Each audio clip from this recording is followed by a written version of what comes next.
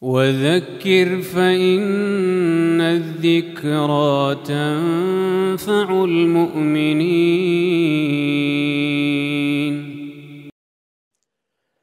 بسم الله الرحمن الرحيم. الحمد لله رب العالمين، والصلاة والسلام على سيدنا وحبيبنا محمد وعلى آله وأصحابه أجمعين. هزاران هزار جار سپاس بۆ تۆ یا رب العالمین، پەروەردگاری جیهانیان کە هیدایەتت داین لە سەرەتای مانگی ڕەمەزانەوە بە پێشوازی ئەم مانگە پڕبەرەکەتەوە چوین. الحەمدولله، ڕۆژ بە ڕۆژ دڵمان خۆشتر دەبوو بە ڕۆژوەکانمان. شەوانمان سپاس بۆ ئەڵڵا سوبحانەه وتەعالا زیندوو کردەوە بە تەراویح، بە شەو نوێژ، بە زیندووکردنەوەی شەوانی قەدر. یا ئەڵڵا بە گەورەی خۆت لێمان قبوڵکەی، کەم و کوڕیەکانمان بۆ پڕکەیتەوە. سپاست دەکەین پەروەردگارە کەوا هیدایەتت داین، بە فەزڵی خۆت گەیشتینە کۆتایی مانگی پڕبەرەکەتی ڕەمەزان. الحەمدولله، ئەم ساڵیش لەگەڵ ئێوەی بەڕێزی مزگەوت، لەگەڵ ئێوەی بەڕێزی بینەرانی زنجیرە باسیات کە لەم کەناڵە بەڕێزەوە وتارەکانتان بیست. الحەمدولله، ومێدەوارم سوودێکمان پێگەیاندبن، سوودم بە خۆم گەیاندبێ، سەرەتا خۆم پاشان یەک بە یەکی جەنابتان یادی شتێکمان خستبنەوە کە پێشتر بیستومانە و لە یادمان چۆتەوە، یان سەرەتایە بۆ زانینی ئەوەش کە زانیمان بەویستی خوای گەورە کاری پێ بکەین. موژدەیەکی دڵخۆشکەرتان لە کۆتا شەوی مانگی پڕبەرەکەتی ڕەمەزاندا پێ دەڵێم. یادتان دەخەمەوە ئەم ئایەتە قورئانیە کە پەروەردگار موژدەی داینێ، فەرمووی للذین استجابوا لربهم الحسنى، و ئەو کەسانەی کەوا وەڵامی پەروەردگاریان داوەتەوە ئەوانە عاقیبەت خێریان بۆ هەیە، پاداشتی هەرە چاکان لە دنیا و قیامەتدا بۆ هەیە. یا ئەڵڵا سوبحانەه وتەعالا تۆش بانگی ئێمەت کرد لە ئەوەڵ شەوی مانگی ڕەمەزانەوە، ئەم ئایەتە قورئانیەمان خوێندەوە، بەسەرماندا خوێندرایەوە کە پەروەردگار دەفەرمێ یا ئەیها الذین آمنوا كتب عليكم الصيام كما كتب على الذين من قبلكم لعلكم تتقون أياما معدودات فمن شهد منكم الشهر فليصم. أي إيمان داران لأمتي محمد صلى الله عليه وسلم، بانگوازەکەی خوای پەروەردگار بۆ یەک بە یەکی ئێمەی ئومەتی ئەو خۆشەویستەیە. لەسەرتان فەرز کراوە ڕۆژووی مانگی ڕەمەزان هەر وەکو فەرز کراوە لەسەر ئومەتانی پێش ئێوە. جا هەر کەسێک لە ئێوە جا دەفەرمێ بۆ ئەوەی کە لە کۆتایی مانگی ڕەمەزاندا ببن بە کەسێکی متتەقی، ببن بە کەسێکی لە خواترس، لە خوا نزیک، وەکو چۆن لە مانگی پڕبەرەکەتی ڕەمەزاندا هیچ کەس چاوی لەسەرتان نەبوو، هیچ کامیرایەکی چاودێریت بەسەرەوە نەبوو، هیچ کەس ئاگای لە حاڵت نەبوو، تینوت بوو، خۆت دەپاراست نەک لە قومێک ئاو، لە پڕیشکە ئاوێک بپەڕێتە ناو قوڕکتەوە، خۆت دەپاراست نەک لە پارویەک نان، لەوەی شتێک لە داندا مابێتەوە لە کاتی پارشێودا و بڕواتە خوارەوە، دەمودانیشت پاک دەکردەوە. خۆت دەپاراست لەوەی کەوا شەرع نەهی لێ کردووە ئەنجام بدرێ لە کاتی بانگی بەیانی تا بانگی مەغریب. ئەم ڕۆژوە فێری تەقوای کردن، ئەوە تەقوایە لە کاتێکە هیچ کەس چاوی لێت نییە، ئەوەی خوا فەرمانی پێ کردووە بیکەی، ئەوەی ئەڵڵا سوبحانەه وتەعالا نەهی لێ کردووە بەبێت چاودێری کەس خۆتی لێ پارێزی، ئەوە تەقوایە. خوا دەفەرمێ ڕۆژوو دەبێ ئەوە تیا دروستکە لە دوای مانگی ڕەمەزانیشەوە. ئایا ئێمە واین؟ ئایا ئێمە لە دوای مانگی پڕبەرەکەتی ڕەمەزانیشەوە وامان لێ هاتووە بەردەوام چاودێری خوا وەکو کاتی ڕۆژوەکە بەسەر خۆمانەوە ببینین و چاومان بەردەوام کامیرای خوا ببینێ، نەک شەرم لە کامیرەی عەبدێک بکەین، خۆ لە گوناه بپارێزین، لە تاوان بپارێزین، بەڵام کاتێکە ئەو کامیرایە کوژایەوە کە چاوی ئەو مرۆڤەی عەبدێکە وەکو خۆمان لەسەرمان نەما، پەنا بەخوا دەستکەینەوە بە تاوان. ئەو کاتە ڕۆژوو کاریگەری خۆی نەبووە و ئامانجی نەپێکاوە. ئەیامە معدودات، خوا فەرمووی چەند ڕۆژێکی ژمێردراون. یا ئەڵڵا چەند جوانت فەرموو، بەخوا چەند ڕۆژێکی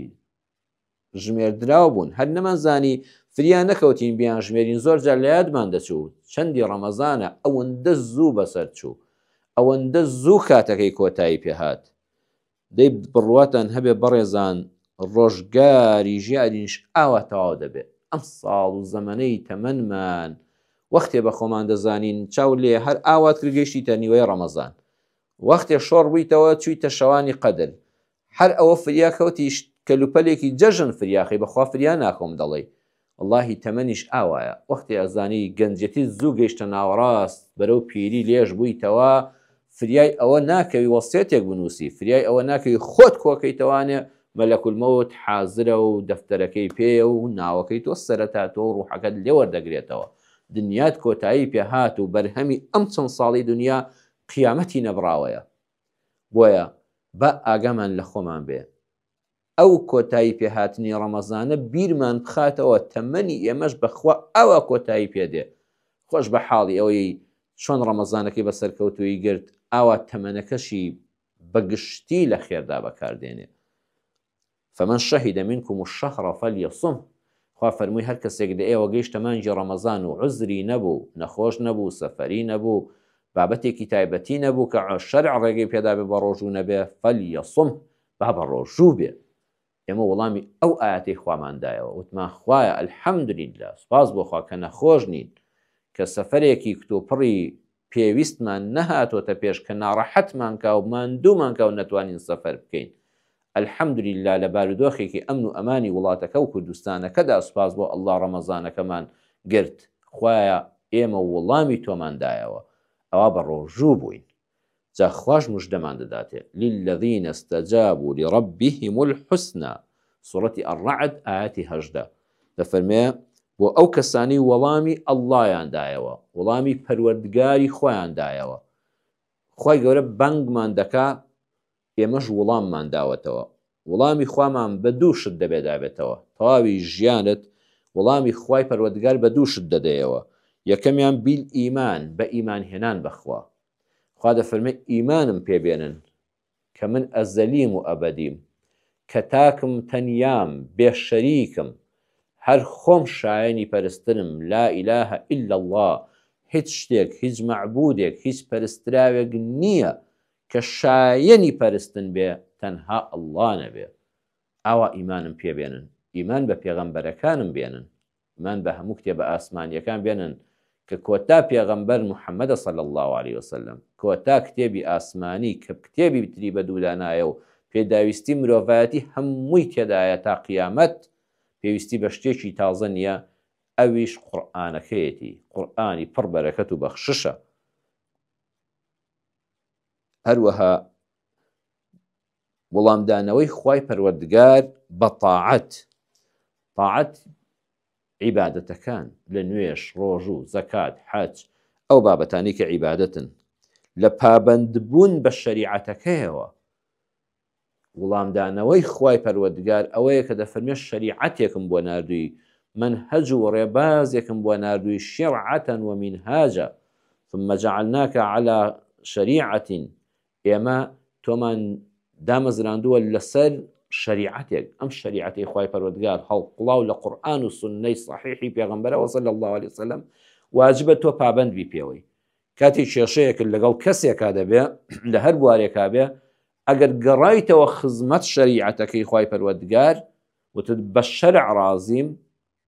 ئەگەر زەرەریشم بێت لە ڕواڵتدا بەڵام دڵنیام عاقیبەتم خێرە عاقیبەتم قازانجە بە شەریعەتەکەی خوای گەورە ڕازیم ئەوە وەڵامی خوای پەروەردگارت داوەتەوە ئێنا کەسانێک من لە تاعەتەکەیان بەس عیبادەتە یعنی بەس لە نوێژ و ڕۆژ و حەج و ئەوانەدا زۆر باشن بەڵام کاتێک کە دەگاتە سەر پابەندبوون بە شەریعەتی خوای پەروەردگارەوە لەوێدا ئیکمال دەبن لەوێدا دەکەون لەوێ خەتی سوور بە ژێر نمرەکەیاندادێ پەنا بەخوا پەنا بۆ یاسایەکی غەیرە دین دەبا ڕازی نییە بە شەریعەتی ئیسلام خەتەرە وەڵامی خوای پەروەردگار بەوە دەدرێتەوە کە دەفەرمێ دەبێ خەمی پەیڕەوکردنی ئیسلامت بێ نەڵی دین هەر بەینی خۆم و خوا جا من حەقم چێ بەسەر خەڵکەوە ناوەڵڵا بە ئەندازەی ئەوەی لە تواناتدایە و قسەت دەڕوا و دەسەڵاتت هەیە وڵامدانەوەی خوا ئەوەیە ئەو شەریعەتەی خوای پەروەردگار یەکەم لە خۆتا تەطبیقکەی، دووەم لە ماڵ و منداڵتدا، پاشان بە ئەندازەی دەسەڵاتت هەوڵ بدەیت شەریعەتی خوا حاکم بێ لەسەر زەویدا، لە وڵاتی خۆتدا، لە شاری خۆتدا، لە مەملەکەتی خۆتدا، لە هەموو دنیادا بەگشتی. ئەوە هەموو خەممی گەورەی موسڵمانە کە ئەم شەریعەتە پاکەی خوای پەروەردگار کە منیش پێ سەرفراز بووم ئەبێ ماڵ و منداڵەکەشمی پێ سەرفراز بێ. واللهی ئەوەنە خەڵکم خۆش دەوێ، پێم خۆشە خەڵکی شارەکەم، وڵات و مەملەکەتەکەم، هاونیشتیمانیان و هاوزمانیانم بەخوا بەم شەریعەتی خوای پەروەردگارە وەکو من بەختەوەر بن، دەبێت پێیان بگەێنم. ئەبێ ئەم شەریعەتە هەل لە سوچی مزگەوتان نەبێ، ئەبێ بڕوا بۆ دادگاکان، بۆ سەرۆکایەتی حکومەت، حکم بە قورئان بکرێ لە وڵاتدا، دەستوری ئیسلامی بێ، نابشتیکەی تێکەڵاو بکرێ کە پێچەوانە بێ لەگەڵ نەسێکی قورئانی پڕ بەرەکەت و بەخششدا. بۆیە هەر کەسێک ئاوا وەڵامی خوایدایەوە الحسنى يعني المثوبة الحسنى يعني العاقبة الحسنى، ئەوە چارەنووسی خێرە، ئەوە دواڕۆژی خێرە، ئەوە سەرنجام و عاقبەتی چاکەیە، خۆشیە، بەرەکەتە. الحسنى في الدنيا قبل الآخرة، مژدەت لێبێ واللهی ژیانت خۆش دەبێت لەم دنیادا پێش گەیشتن بە بەهەشتەکەی خوای پەروەردگار لە قیامەتدا. الحسنى في صحتك، تۆ وەرە وەڵامی خوای پەروەردگار بدەوە بزانە تەندروست دەبی یان نا. خوا یەک ئاەتی فەرمووی وەکولوا وەشڕەبوا وەلا تسریفوا، خواردنی پاک، حەڵاڵ، پاک و خاوێن، بەسەر نەچوو، تازە، ئامادەکراوی دەستی خۆت، بەرهەمی وڵاتی خۆت بخۆ، بەڵام ئاوی پاک بخۆوە، شەربەت بخۆوە، هەموو پێکاتە حەڵاڵەکانی تر بخۆوە، بەڵام ئاگات لە خۆت بێ وەلا تسریفوا، زیادە ڕەوی مەکە. تەواوی نەخۆشی ئەوەیە، یان کەسەکە خواردنەکە کە دەیخوا تەندروست نییە، یان حەڵاڵ نییە، یان پاک و پوخت نییە، یان ئەو خواردنەوەی دەیخوا شەرعی نییە، نەهی لێکراوە وەکو مەشروباتەکان بە هەموو جۆرەکانی کە هەمووی وەکو یەک حرامن، یان ئەوە نیشی حەڵاڵن بەڵام ئیسراف دەکا. خواردنەکەشی پاکە، پوختە، ئامادەکراوی دەستی خۆیەتی، خواردنەوەکەشی ئەوەیە کە شەرع حەڵاڵی کردووە، بەڵام ئیسراف دەکا، بەڵام زیادە ڕەوی دەکا، ئەوەندە دەخوا خۆی تووشی جۆرەها نەخۆشی دەکا. تۆ وەرە بەس ئەم ئاەتەی خوای پەروەردگار لە ژیانی خۆتدا جێبەجێکە، بزانە داخۆ نەخۆش دەکەوی یان نا. تاقیکردنەوەی خوای پەروەردگار ئەوە بابەتێکی ترە، بەڵام بەگشتی تەندروستیت باش دەبێت. بەیتێک الحسنى في بيتك، هەر لەم دنیادا خوای پەروەردگار ماڵەکەت، ژیان و گوزەران و خێزانەکەت عاقبەت خێر دەکا. خوای پەروەردگار دەفەرمێ وجعل بينكم مودة ورحمة، خوای گەورە دووشتی بە مرۆڤ بەخشیوە کاتێک کە دەبێتە دەستگیرانی یەکتر، کوڕ و کچێک دەبنە دەستگیران، دواتر دەبنە هاوسەری حەڵاڵی یەکتر و دەچنە لای یەکتر و تەمەنی ژیان بە یەکەوە بەسەر دەبن. خوای گەورە یاساکەی دیاری کردو، دەفەرمێ ئاگال لەم دوانە بێ، زۆر یەکترتان خۆش بوێ، وا بزانە ئەو هاوسەرەی تۆ بە نسبەت ئافرەتێکەوە، بە نسبەت پیاوێکەوە، وا بزانە ئەو ژنەی تۆ لە هەموو کەسی ئەم سەرزەویە جوانترە، چاکترە، بەڕێزترە، بە نرخترە، خۆشەویستیەک با لە دڵتابێ بە هیچ شتێک نەیگۆڕیتەوە، هێندەت خۆش بووە چاوت غەیری ئەو نەبینێ، ئەوە ئەلمەوەدەیە. خوا دەفەرمێت تۆ ئاوا بە لەگەڵ هاوسەرتە. وەڕەحمە، لە هەموو کەس زیاتر سۆز و بەزەیت بۆ هاوسەرت هەبێ، خەڵک فریاد ناکەوێت. ڕەحم بەگشتی بۆ هەموو خەڵک باشە، بۆ هەموو زیندەوەران، بەڵام ڕەحم و سۆزی تایبەتیت بۆ هاوسەرەکەی خۆتە بێ، بەزەیت بە حاڵی دابێتەوە. ژنێک تخوا ئەمایەتە جێبەجێکە، بەردەوام پەرۆشی مێردەکەی بێ، پێوەی دیار بێت کە لە کار لە وەزیفە لە دەوام گەڕایەوە، پێوەی دیار بێت کە پەرۆشت بۆم پیاوەکە، ئەم پیاوە چەند بەختەوەر دەبێت، چۆن ماندووبوونەکانی دەحەسێتەوە. کاتێک پیاوێک دێتەوە ماڵەوە، ژنەکەی هەز بەوە دەکات پەرۆشیەتی، پەرۆشی ماندووبوونیەتی، پەرۆشی شەونخونی منداڵیەتی، پەرۆشی ماندووبوونیەتی بە خزمەت و خاوێنکردنەوەی ماڵ و میواندا. سەربەرزیە ئەم ژنە باشەی هەیە، بە ئەوەوە پیاوی ناو پیاوانە کاتێک ژن هەستی کرد ئەم پیاوە چەندە پەرۆشیەتی، چەندە خەمخۆریەتی، چەندە لە خەمیایەتی و خەمی لێ دەخوا وەڵی هەمومان دووبوونەکانی دەحەسێتەوە. ئیتر ئەمیش وە ئەزانێ ئەو پیاوێک نییە لەو دنیادا لەو باشتر بێ. بۆیە کاتێک کە ئەم دوانە هەبوو ماڵێکی بەختەوەرت دەبێت، منداڵ سەرگەردان نابێ، خیانەت ڕوونادا، جیابوونەوە ڕوونادا، شەڕ و ئاژاوی گەورە ڕوونادا، دەمەبۆڵەیەکیش کە دروست بێ بەو خۆشەویستی و بەو بەسۆزی و پەرۆشیە بۆ یەکتر ئەو دەمەبۆڵەیەش دەبێتە خوێی ناوچێشت و شەڕی دوای ئاشتی لە ناو خێزاندا دەبێتە ئاشتی دوای شەڕ دەبێتە بەرەکەت و خۆشی هەتایە ژیانێکی پڕ بەختەوەر بەسەر دەبن و لە قیامەتی شە بووە هەتایە بە نەمری ئەبنەوە هاوسەر ئەبنەوە ژنومێردی یەکتر. چاو لێ ئەگەر وەڵامی خوادایەوە بەس ئاگەل لەوە بێ مەوەدەتەن وەڕەحمە وەڵڵاهی ژیانێکی پڕ بەختەوەریت دەبێت. وەرە لە کارەکەتدا ئەگەر پابند بووی وەڵامی ئەڵڵات دایەوە کە دەفەرمەوە ئەحەل الله البەیع وحەڕەمە الڕیبا، من کڕین و فرۆشتنم بە مەرجە شەریعەکانی بۆ حەڵاڵ کردوون بەڵام ڕیبام لەسەر حەرام کردوون، تۆ وەرە بەس لە کات و کار و کەسابەتە بەس ویای ڕیبابە. ڕیبا ئەوەیە کابراڵە دەفتەرێ دۆلارم دەیە مانگی دەوەرە قەت دەدەمێ، ئیتر تۆ بیر ناکەیتەوە ئەمە بەچی پەیدای دەکا، ئەمە سوخۆریە، ئەمە تەنها لە قازانجا تێدای لە زەرەرا تێدانی کەچی لەو لاتریشەوە دەفتەرێک دۆلار ئەگەر 6 دۆلار ئەگەر 50 دۆلاری حەڵاڵ پەیداکە ئێتر دەبێت شکرانی خوا بکەی ماڵەکەت سەلامەت بێ و هێشتا مەترسی زیان و زەرەریشت هەیە. باشە معقولە ئەمەیان لە دەفتەرێکە دەوەرەقە دەدا؟ ئەگەر بیرت کردەوە پابند بووی بە شەریعەتەوە چوویتە بنج و بناوانی بزانی ئەمەیان ڕیبای تێدایە نایکەم، وەڵڵاهی دایمە پارەکانت سەلامەتن. خەڵکی ئەم وڵاتە بەوە جیفانی بەتاڵ بوو هەر ڕۆژە دەنگ و باسێک وڵاو دەبێتەوە فڵان کەس ئەوەندە ملیۆن دۆلار و ئەوەندە 100 دەفتەر دۆلار و نازام چی خەڵکی برد و هەمووی کۆ کردەوە هەڵی لوشی، ئەوە هەمووی ڕیبایە. چاو لێ پابند نەبووی کارەکەت سەرکەوتوو نەبوو، بەرهەمدار نەبوو، فەشەلت هێنا. هەروەها نەفسیەتیک کاتێکەوە پابندی خوای پەروەردگاری وەڵامی خوادایەوە وتت خوا تۆ چیت فەرموو من جێبەجێ دەکەم، وەڵڵاهی دڵ و دەروونت ئیسراحەتە. الحسنە فی نەفسیەتیک، دڵ و دەروونێکی ئیسراحەتت هەیە، دڵنیاییت هەیە، دڵنیایی من خوایەکم هەیە، ئەوە خوای کە ژیانی پێبەخشی و مردنیشم هەر بەدەستی ئەوەندە ناترسم، حەزەرم هەیە بەڵام خەوفم نییە لە مردن. هەروەها ڕۆزی دەرم هەر ئەڵڵایە، شیفا بەخشی نەخۆشیم هەر ئەڵڵایە، المعز و المذیل هەر ئەڵڵایە. هەموو دنیا بێوێ سەر شۆڕم کە خوام لە پشت بێ هەر سەر بڵندم، هەموو دنیا بێوێ بەرز و بڵندت کا و ناوت بەرزکە ئەڵڵا لە پشتت نەبێ هەر زەلیلیت بۆ دەمێنێتەوە. چاولێ ئەو ئیمانە کە وەڵامی خوادایەوە بە ئیمان هێنان بەم شێوەیە دایمە دڵنیایی نەفست جێگیرە. الحەمدولله شیعاری ئێمە لە خۆناسینەوە کە چوینە بواری عیبادەت و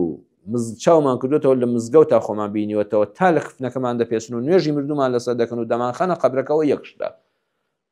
الله ربنا محمد نبینا الئیسلام دیننا، الله پەروەردگارمانە، محەممەد ڕابەر و پێغەمبەرمانە، ئیسلام ئاین و بەرنامەمانە. چاولێ جێگیرین هیچ شتێکی کەمان نییە، لەوەتی هەین هەر ئەوەین کاری بۆ دەکەین لەسەری دەژین بۆی دەمرین لەسەری دەمرین، بەڵام کابرای ترسەی دەکەی هەر ڕۆژەمان هەجێکی هەیە، ڕۆژێک چەپە، ڕۆژێک نازانم سەرمایهدارە، ڕۆژە ڕەسمالیە، ڕۆژە ڕووی لە ڕۆژهەڵاتە، ڕۆژە ڕووی لە ئەوروپایە، ڕۆژە غەربیە، ڕۆژە شەرقیە، بۆ خۆشی نازانێت چییە، هەر ڕۆژێ سۆسیال دیموکراتە، ڕۆژە دیموکراتە، ڕۆژێ چەپە، ڕۆژە مارکسیە، ئیتر حەددار و بەردێنە بەسەریەکە. وەختی لێ دەپرسیت وەڵڵا ئەوە باوی نەمابوو، ئێستا فکرێکەکەی تازە هاتووە، بەڵام تۆ جێگیری چاولێ چەند نەفسیەتمان مرتاحە، ناترسین منهەجەکەمان وەڵڵا بە کەڵک نەمێنێ، دوای 40 ساڵ خەبات ئەمجا بە ئاگا بێتەوە بەو خوا کاڵەکم بە ئەژنۆشکان نەوەڵڵا ئێمە هەمیشە الله ربنا محەممەد نەبینا الئیسلام دیننا دروشمەکەمان کۆتایی پێهات، دایمە بەیانیان و ئێواران ئەوە وشەمانە، ئەمە دروشمانە، ئەمە خەبات و کارمانە، ئەمە منهەج و پەیڕۆ پرۆگرامانە. رضيت بالله ربا وبالإسلام دينا وبمحمد صلى الله عليه وسلم نبيا ورسولا. منهەجەکەم دیارە جێگیرم لەسەری. هەروەها سیقە و متمانەیەکت هەیە بەخوا وتەوەکەل على الله وكفى بالله وكيلا ولا تطع الكافرين والمنافقين ودع أذاهم وتوكل على الله وكفى بالله وكيلا. ئەم هەموو کافرەی کە لە جیهاندا هەیە و لە دەوروبەرتە ئەو هەموو دووڕوەی کە دەیەوێت پاشقل لێدا و دینەکە لێ بشێوێنێ خوا دەفەرمێ وازیان لێ بێنە وەدع ئەذاهم واز لە ئازارەکانیان بێنە واز لە قسە و قسەڵۆک و منهەجەکەیان بێنە وتەوەکەل على الله پشت بە ئەڵڵا ببەستە هەر خوش بەسە پشتی پێ ببەستی دەڵێ خوایە من پشت و پەنام تۆی ئیتر سیقە و متمانەیەکت هەیە بەو ئەڵڵایی کە بەردەوام چاودێرە بەسەرتەوە وەڵڵاهی منەتت بە هیچ کەسێک نامێنێ نەفست مرتاحە دایمە گەشببینی نەفست گەشببینی هەیە ئەڵێ خوای پەروەردگار هەمیشە لە دوای تاریکیەکان ڕووناچی دێنێ لە دوای تنگانەکان خۆشی دێنێ لەگەڵ تنگانەکەشدا لە ناویا خۆشی هەیە ئەمە وعدی خوایە بۆیە بەردەوام کەسێکی گەشببینی ئیماندار نەفسێکی گەشببینی هەیە چونکە هێزێک لە پشتەوە شک دەبا کە ئەڵڵایە کە خالقی ئەرز و ئاسمانە کە كل يوم هو في شأن هەموو چرکەیەک جیهان دەگۆڕێ نەخۆشی دایمە گەشببینی دەڵێ ئەڵڵا شیفام بۆ دەنێرێ دەستکورتی دایمە گەشببینی دەڵێ خوا دەرگای ڕزق و ڕۆزیم لێ دەکاتەوە بێکەسی دایمە گەشببینی دەڵێ من خوام هەیە خوا کەسی بێکەسانە هەموو عشرەتی دنیا لە پشتت بێ خوال لەگەڵ نەبێ هەر زۆر بێکەسی هیچ کەسن نەبێ لەم سەر زەوێدا ئەڵڵا لە پشت بێ گەورەترینی هێزی چاولێ نەفسیەتت دەروونت بەم ئیمانە بەم وەڵامدانەوەی خوای گەورە چەند مرتاح دەبی بەخوا خەڵکی بێدین بە ڕێزان ئەمەی نییە الحسنى في كرامتك هەر کەسێک پابەندی خوای پەروەردگار بێ یعنی پابەندی فەرمانەکانی خوای پەروەردگار بێ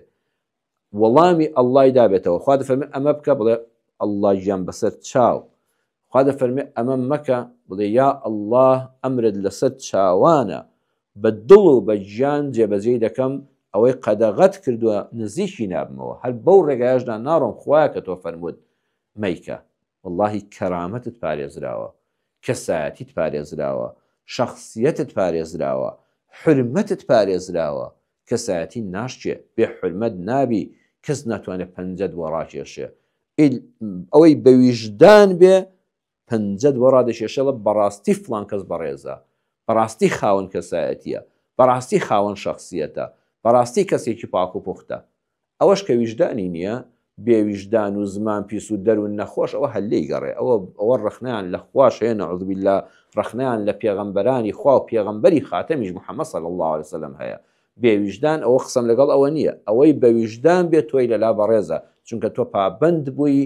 بە ئەمر و فەرمانی خوای پەروەردگار خۆت پاراستووە لە قەدەغەکراوەکانی خوای پەروەردگار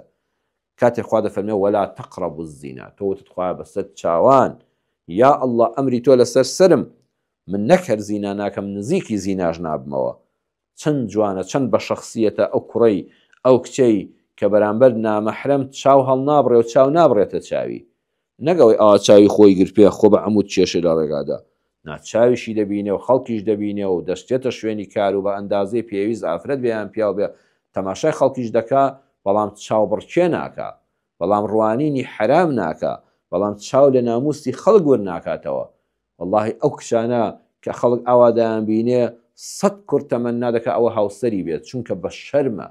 چونکە چاوی تێر نەکردو بەم لاولادا چاو واشخاڵی ناکە ئەو کوڕا سەدان کچ خۆزگە دەخوازێ هاوسەری بێ پیاوی بەڕێزی وەکو جەنابتان ئاواتە خوازە ئەوە زاوای بێ و کچی بداتێ و کچەکەی بکا بە هاوسەری بەختەوەر بێ لەگەڵیدا چونکە بە چاوەکانیدا دیارە چاوی چەند بە حرمەتە نەزەر ناکە خوا ئەمری تۆیە من لە نەزەرەوە خۆ لە زیناکە دەپارێزم چەند کەس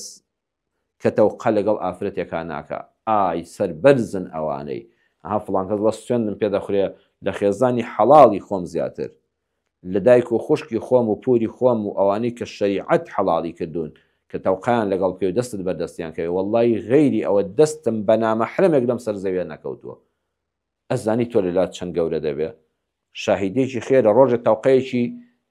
نامەحرەمانەم نەکردووە دەستم بەردەستی ئافرەتێک نەکەوتووە پەنجەم بەرپەنجەی نەکەوتووە شایی حرامم نەکردووە نەچوومە دەستی ئافرەتێکەوە لە شای و ڕۆژباڵەکە هەڵپەڕم و وەکو مەیمون بەرز و نزم بمەوە الحەمدولله ئەم کەرامەتە بە پابندبوون بەو ئاەتەوەی وەلا تەقرەبو الزینە لە تەوقە حرامەکەەوە خۆت پاراستووە. هەروەها لەوەی کەوا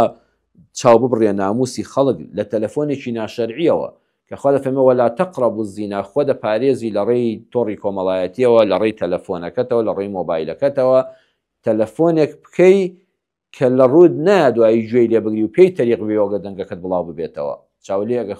تۆ وەڵامی خواتدایەوە وەڵڵاهی کەرامەتت پارێزراوە. کچێک وەڵامی ئەم ئاەتەی خوای دابێتەوە قەت ڕۆژە لە ڕۆژان زەللەی نەکردووە، شتێکی نەداوەتە دەستی بەرامبەر بڵێ ئەگەر بێت و چم بوێ لەگەڵمانەکەی دەنگەکەت بڵاو دەکەمەوە، وێنەکەت بڵاو دەکەمەوە. نەوەڵڵا من شتی وام نییە، وشەیەکم نەبووە لە پشتەوە بیڵێم و دایک و باوکم ئاگای لێ نەبێ، وشەیەکم لەگەڵ تۆدا نەوتوە ئەی کوڕەکە لە دوای مارەکردنم نەبێ، بە شاهدی کەس و کارمان نەبێ، بە شاهدی ئەمینێک نەبێ بۆی لە یەک حاڵی بین و هاوسەگیری ئەنجام دەین. لە تەلەفۆنە بە سعات قسەم لەگەڵ نەکردوی بترسم دەنگەکەم بڵاوکەیتەوە. ها کەرامەتت پارێزراوە. بۆ کوڕێکیش بە هەمان شێوە شتێکی نییە لەگەڵ ئافرەتێکە، وشەیەکی نییە دوای تەلەفۆنەکەی بڵاو ببێتەوانێ و ئابڕووی پێی بچێ و ڕووینیان کۆمەلگای نەبێ. الحسنا في كرامتك، وەڵامی ئەڵڵا بدەوە پابند بە بەس وەلا تەقرەبو الزینە جێبەجێکە نزیکی ئەوانەمە بەوە کە لە زینات نزیک دەکاتەوە کە بە درێژی باسم کردن. وڵی کەرامەتی تۆ پارێزراوە، حرمەتت پارێزراوە. خوا دەفەرمێ وەلا تەقرەبو الفەواحیشە، نزیکی درۆمە بەوە، نزیکی ڕەزیلی و چروکی مەبەوە، نزیکی دووزمانی و فیتنەی و قسەهێنان و بردن مەبەوە، نزیکی غەل و غەش و فێڵکردن مەبەوە لە خەڵک. سوێندی بە درۆ مەخۆ، کاڵاکانت بە تەزویر لەسەر خەڵکا ساغ مەکەوە، شتی خراپ مەهێنە وڵاتەوە، هەموو فەواحیشن. وتخوایە من هەر نزیکی ئەو بازاڕش نابمەوە، نزیکی ئەو کەسانش نابمەوە کە ئالی ئەو مامەڵێن، نزیکی دەمپیستان نابمەوە، ناچمە تۆڕێکی کۆمەڵایەتیەوە کە هەمیشە خەریکە خەڵک دەشکێنن بە لایک و کۆمنت و ڕۆژانە باسی ئەم و ئەو دەکەن و چاویان ورد لەسەر ژیانی خەڵکە بزانە داخۆ عیبێکی لە هەموو جاعی بەندە هەیە بێ عیب بێ نەبەخوا خۆی هیچ عیبێکی خۆی نابینە، بە ورد بین دەگەڕێ بزانێ عیبێک لە بەندەیەکی خۆدا بدۆزێتەوە گەورەی کا و بە میکرۆسکۆپ هەزاران جار گەورەی کا بەغناو خەڵکا بڵاوی کاتەوە. خۆیان من هەر سەیری ئەوانەش ناکەم، سەیری ئەو فەیسبووکەش ناکەم، لەگەڵ یانە بەشدار نابم، لایک و کۆمنتیان بۆ ناکەم، دەوڵەمەندیان ناکەم، دایان دەخەم، بلۆکیان دەکەم. من نزیکیوانە نابمەوە بزانە تۆ چەند بە کەرامەتی. هەر هەست بە بوونی خۆت دەکەی، هەست بە شخصیەتی خۆت دەکەی. وەڵی خۆت لا بەڕێز دەبێت، پێش خەڵک لە لای خۆت بەڕێزی، قدری خۆت دەزانی ئەگە خەڵکیش قدرن نەزانن. بۆیە خوای پەروەردگار فەرمووی ئەو کەسانی ئاوا وەڵامی خوای پەروەردگاری خۆیان داوەتەوە الحسنى، عاقبەتیان خێرە، دوا ڕۆژیان خێرە، ژیانیان تەواو خێرە، لە قیامەتیشە الحسنى یعنی الجەنە، ئەوە لە ڕۆژی قیامەتتدا تۆ جێگات بەهەشتە. بەو ئەندازەیەی کە وەڵامی خوات داوەتەوە بەو ئەندازەیە لە دنیا بەختەوەری، بەو ئەندازێش لە بەهەشتا پلەکانی بەرزی بەهەشت دەبڕی. ئیتر بۆ خۆ سەیری خۆت کە مانگی ڕەمەزان الحەمدولله وەڵامی پەروەردگارمان خوا فەرمووی بە ڕۆژوو بە الحەمدولله بە ڕۆژوو بووین، قازانجمان کردیاننا بەخوا قازانجمان کرد، بەخوا سەربەرز بووین، بەخوا دڵخۆش بووین. ئەی ئەوەی کە بە ڕۆژوو نەبوو، ئەی ئەوەی کە وەڵامی خوای پەروەردگاری نەدایەوە بە دڵنیاییەوە زەرەرێکی گەورەی کرد. حتا لە دنیادای مافی ئەوەی هەیەتەوە بە بکە بگەڕێتەوە بێتەوە ڕیزی ئەم کاروانی ساڵحانە. دوعا بۆ خۆمان و بۆ ئەوانیش دەکەین، دەڵێن یا ئەڵڵا هیدایەتت داین، وەڵامی بانگەوازی تۆماندایەوە، یا ڕەبی خوای گەورە هیدایەتمان بدەین چۆن بۆ ڕۆژوەکە وەڵامی پەروەردگارماندایەوە، یا ڕەبی خوای بۆ هەموو کاروبارێکی ژیانمان ئاوا وەڵامی بانگەوازی تۆ بدەینەوە. پابند بین بە فەرمانەکانت، خۆپارێز بین لە قەدەغەکراوەکانت، یا ئەڵڵا تاعەت و عیبادەتمان لێ قبوڵکەی، لە کەم و کوڕیەکانمان ببووری، جەژنێکی پڕخێر و بەرەکەت و پڕخۆشی و شادی بکەین هەموو ئومەتی ئیسلام بە یەکەوە. یا ڕەبی خوایە وڵاتی کوردستانمان پڕ لە ئەمن و ئەمانکەی، هەمیشە ماڵەکانی تۆ ئاوا گەرم و گوڕ بن، هەمیشە ئەو دەم و چاوانەی کە لەگەڵ زنجیرە باسی یاد دابوون، یا ڕەبی خوای لە بەهەشتا ئەم دەنگ و باسانە یاد بکەینەوە و خوایە هەمومان لە بەهەشتا یەکتر ببینینەوە یا ڕەب العالەمین. یا ڕەبی خوای ئەوانش کە تا ئێستا وەڵامی تۆیان نەداوەتەوە لەم بەختەوەریە بێ بەشن، یا الله هەمومان داوا لێ دەکەین هەموو ئیمانداران خوای هیدایەتی ئەوانش بدەی، خوای هیدایەتی ئێمە و ئەوانش بدەی. آمین آمین والحمد لله رب العالمين والسلام عليكم ورحمة الله وبركاته. وذكر فإن الذكرى تنفع المؤمنين